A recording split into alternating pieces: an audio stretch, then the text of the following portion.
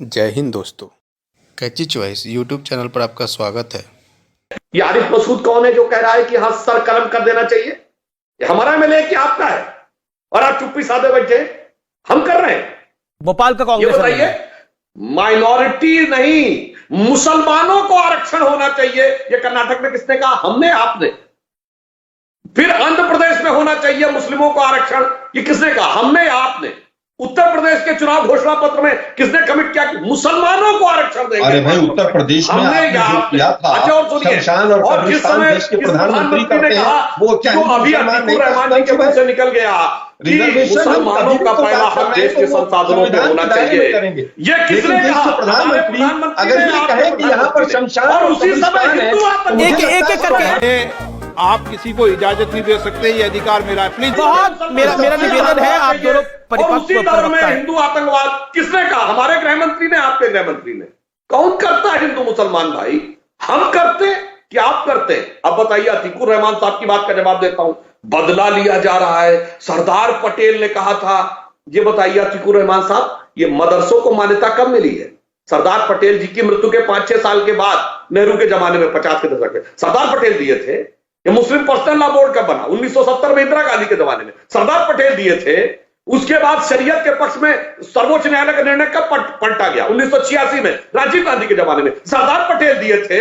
और मुस्लिमों का पहला हक होना चाहिए, किसने कहा? मनमोहन सिंह के जमाने में सरदार पटेल दिए थे। और दुश्मनी की जो आप बात करते हैं ना, दुश्मनी की बात तो वो है जो बाबर के, एक मिनट, एक वाक्य पूरा कर, जो बाबर के नाम के ढांचे पे आदमी छाती ठोक के कहता है मैं खड़ा हूं, जो औरंगजेब के नाम की रोड के लिए कहता है, जो जिन्ना की फोटो के लिए कहता है, जो ये नारा लगाता है हिंदुत्व की कमर खुदेगी एएमयू की छाती पर, वो दुश्मनी है।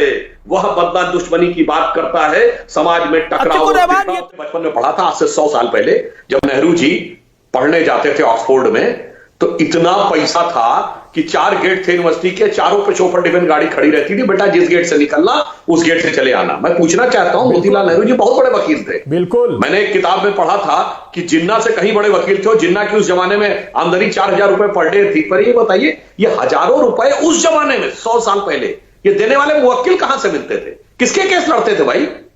भारतीय लोग तो इतने गरीब थे कि देश गरीबी के नीचे, रेखा के नीचे था। तो हजारों रुपए फीस देके कोई केस लड़ने वाला तो नहीं था। या तो राजे रजवाड़े थे या अंग्रेज थे।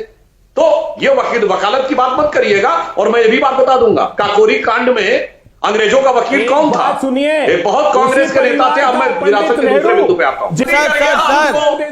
नेहरू वाले विषय पर नहीं आना चाहिए था, अन्यथा आपकी वो आ जाती। बिल्कुल जेल में रहे, जलवाए जलाल के साथ रहे, किताबें लिखते रहे, spell of mountain, discovery of India, और जेल तो, और बेचारे सावरकर जो जेल में कोल्हू के बैल की तरह कोल्हू पीटते रहे, जो हाथ में हथकड़ी लगा के खड़े रहे रात भर, वो बेचारे सब देशद्रोही थे। और जेल में किताब लिखने वाले देशभक्त थे। खैर एनीवे, अब मैं विरासत पे आ रहा हूं। क्या तरीका है जी? ये क्या हो गया? बोलता हूं, एक लाइन सिर्फ बोलता हूं विरासत के लिए। आज गुरु नानक देव का जन्मदिन है, गुरु नानक देव का प्रकाश पर्व है।